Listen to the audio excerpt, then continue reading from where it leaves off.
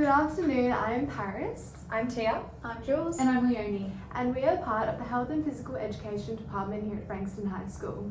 We would first like to acknowledge the Bunurong people of the Kulin Nation, the traditional landowners on which we are gathered on today. We would further like to acknowledge the landowners of the Gadigal people, which are a clan of the Eora Nation within the coastal regions of Sydney, who are gathered here today also. We would like to pay their respects to elders both past, present and emerging in hope of reconciliation and healing. We recognise their continuous connection to the lands and waters, and we thank them for protecting this coastline and its ecosystems that we recognise as our home. We promise to share our knowledge in hopes to educate the wider communities. On to Tia, who will be discussing the unit and the intentions. Today we'll be presenting our vision for our new unit, being One with Country, aimed at Year 7 and 8 students. The overarching theme of this unit is connection to country, sustainability, relationships and well-being.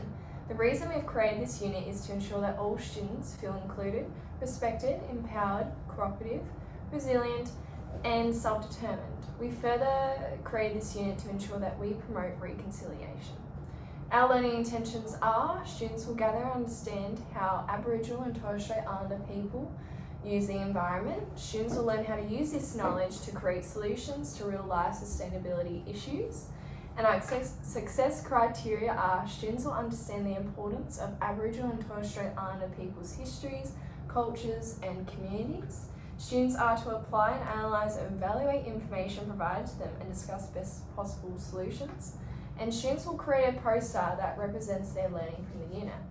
Our unit correlates the Victorian curriculum through the learning outcomes of planning and implementing strategies for connecting to natural and built environments to promote the health and well-being of their communities. Furthermore, this is linked to the cross-curriculum priority of Aboriginal and Torres Strait Islander histories and cultures and sustainability. Over to Leonie. So I'll be talking about the main pedagogies that this unit will include. So the first one is the RAMR cycle of instruction, which comprises 4 distinct phases. The initial phase is reality, which involves making observations about lived experiences that the students experience, including where they're from. The instruction phase is achieved through a sequence of activities that are physical, visual and pictorial. The mathematics phase incorporates the use of two-way connections that is used to investigate attributions and behaviour, and the reflection phase ensures that the mathematical representation is aligned with reality. In addition, after consulting with the local community and asking for appropriation, we have decided to incorporate the 8 Ways framework within our unit. This framework allows teachers to include Aboriginal perspectives by using Aboriginal learning techniques. This way our main focus can remain on core curriculum content while embedding Aboriginal perspectives in every lesson. So through the 8 Ways, our unit will specifically focus on land links, which involves place-based learning, linking to local land and place, community links, which includes centering local viewpoints and applying learning for community benefit, symbols and images, so utilising images and metaphors to allow students to understand concepts and content better, as well as story sharing. So this is an approach to learning through narrative. Now I'll pass it on to Jules. Thanks. So we'll be beginning by reflecting upon the Marang and being able to ensure that all career students can achieve their best, which is our core to the unit plan. In regard to ensuring this occurs, we have put in place a variety of culturally responsive teaching strategies and pedagogic inclusions that are linked to our Yarns First Nations evaluation tool resources. We will explain the following outline in detail and how we'll adequately scaffold learning activities accordingly. Prior to the unit taking place, as teachers, we want to ensure that the family members feel included and represented within the school community and have their associated inputs on deciding on various learning activities to be implemented and their cultural identities. Additionally to this, this is the ability to build trust in crucial relationships whilst ensuring the child's circumstances are taken into consideration so no one is left behind and everyone feels like they're in a safe, inclusive environment where they can thrive and reach the best of their outcome. Yeah. So in week 1, it is important that we build a connection and relationship with the students, getting to know their strengths by asking a variety of open-ended questions about their country, their culture and their community as a whole. In saying this, a variety of formative assessments such as pre-activity quizzes, group work, brainstorms and observations will take place to ensure they're on the right track and therefore as teachers we can make necessary modifications to the work and the teaching strategies implemented.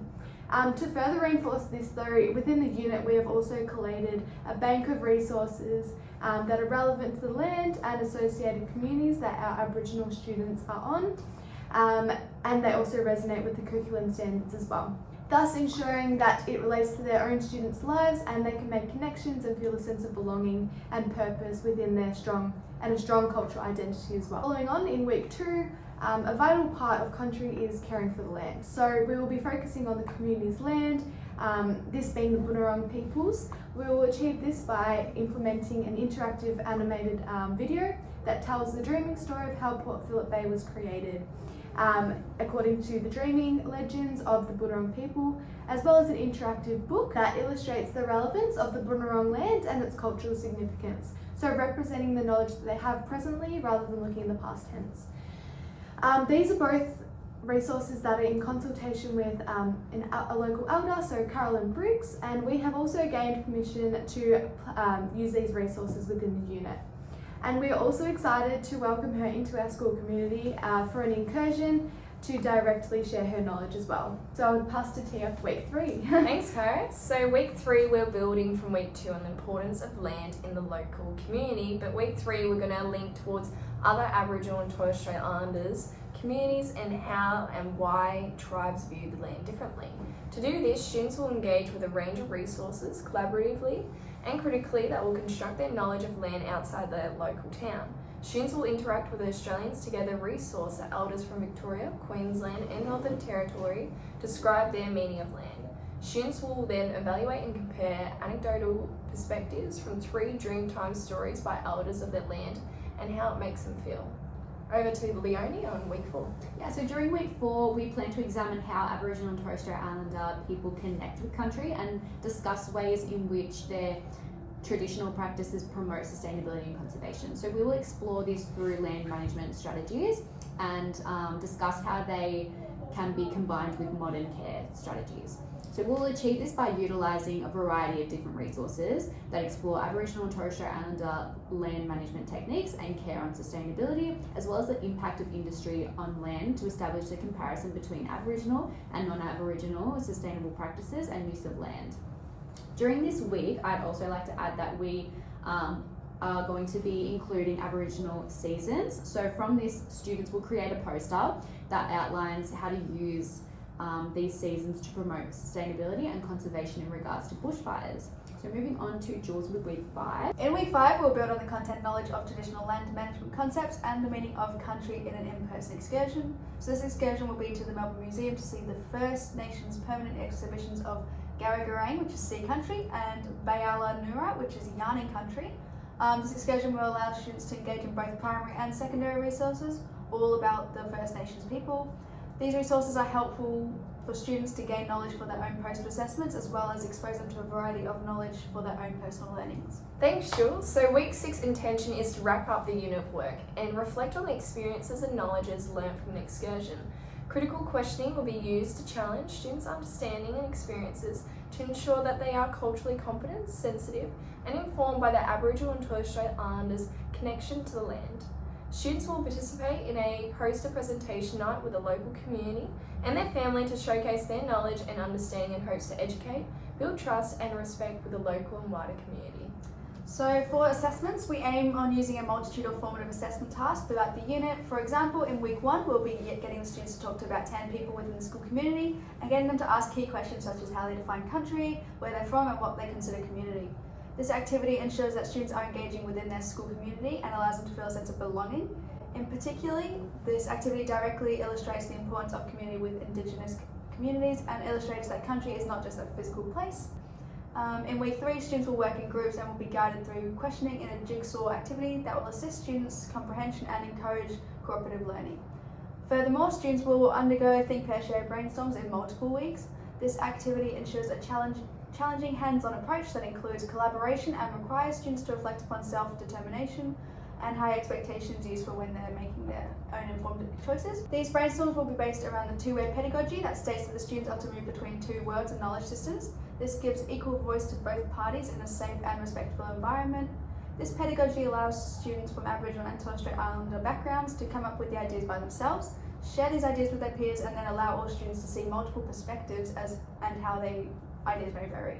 Ultimately, both parties benefit from this pedagogy as Aboriginal and Torres Strait Islander students have an equal voice, and non-Indigenous students and teachers start to think about different topics in general. Our overarching summative assessment for this unit is a poster. This poster is to be created by the students, and it will reflect the understanding of Aboriginal seasons and how they can actuate sustainability. For example, the students can make a poster on how seasons indicate fire seasons and how we use Aboriginal fire stick burning to reduce bushfires through planned burns. Other ideas include the length of the days in response to the seasons, changes in temperature, animals and plants seen throughout the seasons. Posters will then be presented on a poster presentation night in the last week of this unit. This will allow all parents, carers and communities to see the students' hard work and all the knowledge they have gained over this unit. So to conclude, we hope you enjoyed the breakdown of this new unit. If you have any suggestions, please feel free to contact any of us and we will try our best to make any alterations. Thank you.